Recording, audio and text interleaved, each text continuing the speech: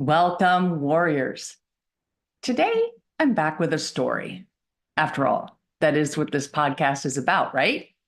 Stories that offer hope and encouragement. Stories that allow us to see that we're not alone. Stories that allow us to seek and find beauty in the brokenness we all experience. Well, this story may seem a little different, and you might not be able to immediately see yourself in it. But I hope you will listen all the way through, because there is relevance to all of us, even if we are not in this young woman's situation. Grab a tissue. You're in for a tale of a young maiden who risked it all. Let's rock. Does your past haunt you? Maybe you're in a storm that feels like it will never end. Are you fighting a battle that's rendering you hopeless? Maybe you feel like you're fighting alone, but your battle was not meant to be a solo endeavor. You were meant to be a warrior among warriors. My name is Heather, and I grew up thinking my battles were nobody's business, until I found myself in an abusive marriage and felt cut off from all avenues of help. In this podcast, you will hear warriors' words. They will tell you of their battles, both won and lost, their journeys, and their lessons learned along the way. But we don't stop there. These warriors will share how they have applied those lessons to go from warrior to survivor to thriver. Whether it's an abusive marriage, illness, mental health crisis, or any number of traumas this world dishes out, these warriors will use their words to help you find the beauty in your broken, move beyond your battles, and become the thriver God created you to be. Pick up your sword or boxing gloves and join the battle. Your words are powerful, my friends. Make them warrior words. Welcome back to the Warrior Words podcast. Today, I am sharing the story of a young woman who can no longer speak for herself. But that doesn't mean her story doesn't have a lot to say. Before I jump into that, here is a review from Ivy SSMP. She writes, "Awesome podcast. Thank you for your wisdom and how you serve. Keep them coming." I appreciate your encouragement, Ivy. Thank you. Would you like me to read your review on an upcoming episode? Please go to Apple Podcasts and leave a review for the show. Your comments and your star ratings help people find the Warrior Words podcast. It only takes a few minutes, and it would help so much with Apple's algorithm. Thank you. And you can become a Warrior Words insider for all the latest news. Just go to subscribepage.io/pearls of wisdom. And as always, that link will be in the show notes. Now, on to the show. And one note, please excuse any mispronunciations. 3 years of French in high school, a few decades ago now, did not make me conversational. So here we go. Born in Domremy in northeast France in about 1412, Jeanne d'Arc went from the daughter of a peasant farmer to one of the patron saints of France.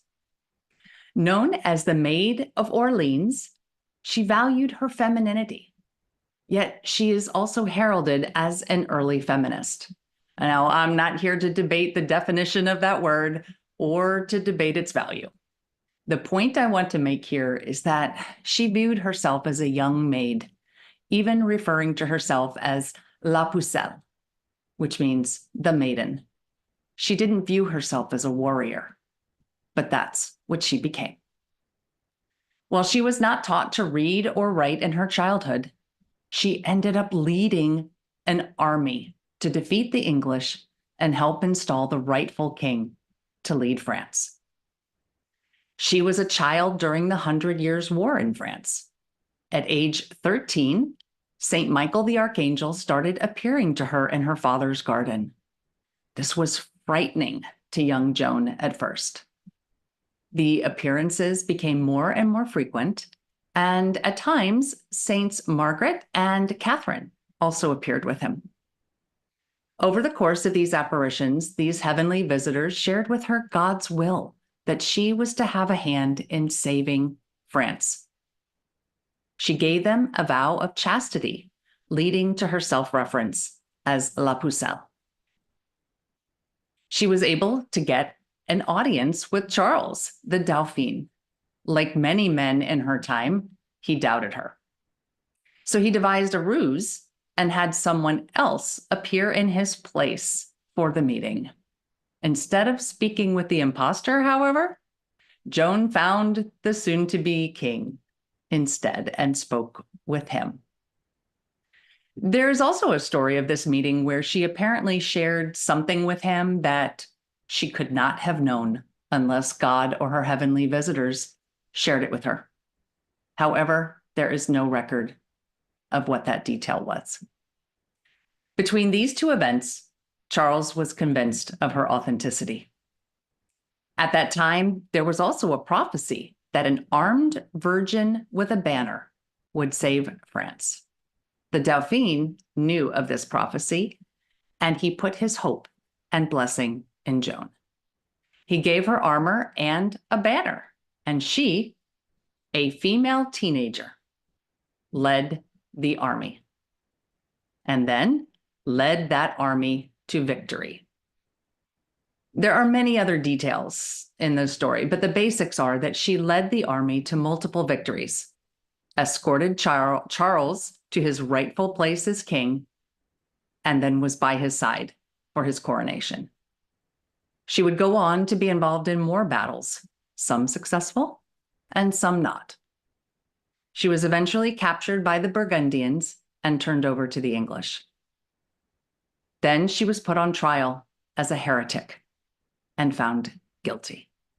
Again, there are more details to that story, and I encourage you to find reliable sources if you are interested in learning more.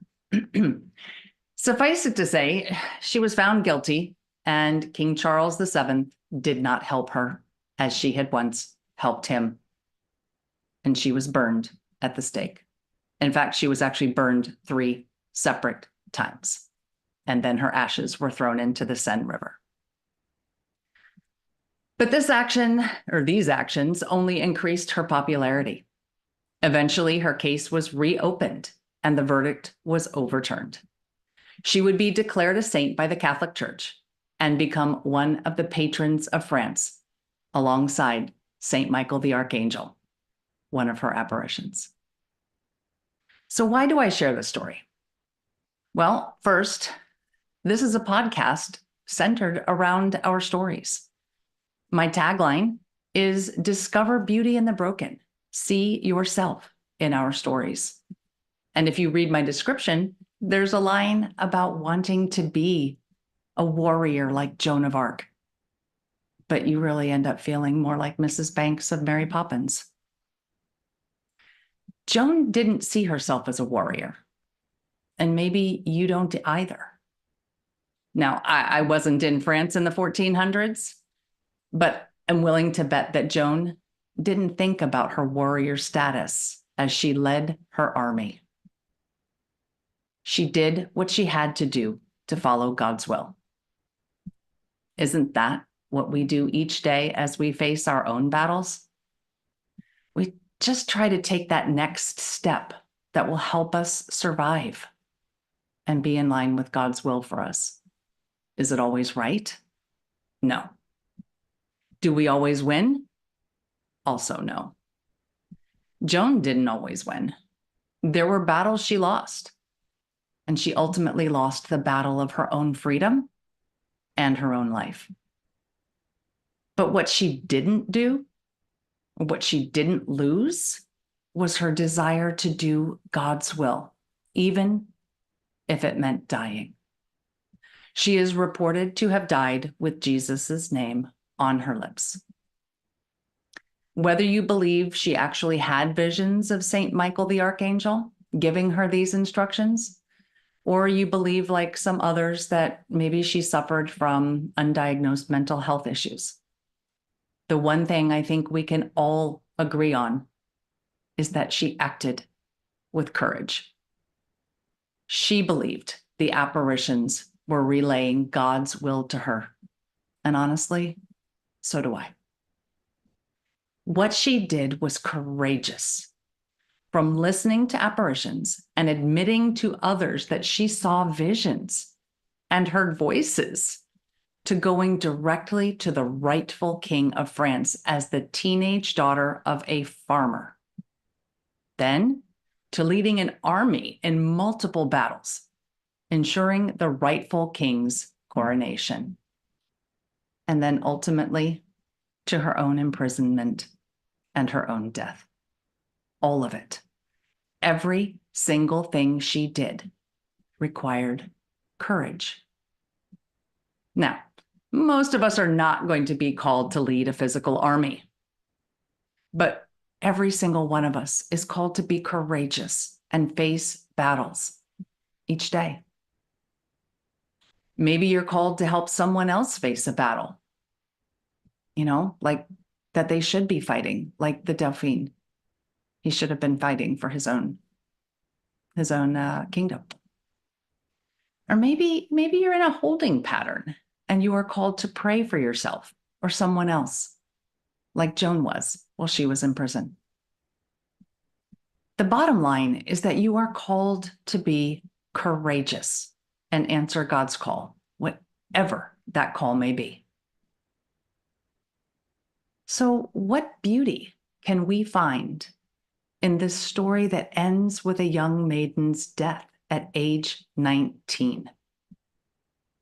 Well, she found courage that she didn't know she had. She became a warrior at a time when it wasn't accepted that she could be. Her courageous leadership led to the freedom of France and the rightful king on the throne. She has inspired many people over the last 600 years. Her courage, her willingness to go into battle, to follow God's will with absolutely no military training, and all of her amazing story are why she is a model for this podcast. Rise up, warriors. It is time to put on the armor of God and fight our respective battles and be courageous. Joan is quoted as saying, "One life is all we have, and we live it as we believe in living it. But to sacrifice what you are and to live without belief, that is a fate more terrible than dying." Now let's go out and live and fight for our beliefs and the battles we face. Do not allow your battles to force you to sacrifice who you are and who you were called to be. As Joshua says, be strong and courageous. Armor up, fight the good fight, seek beauty, and make your words warrior words. God bless.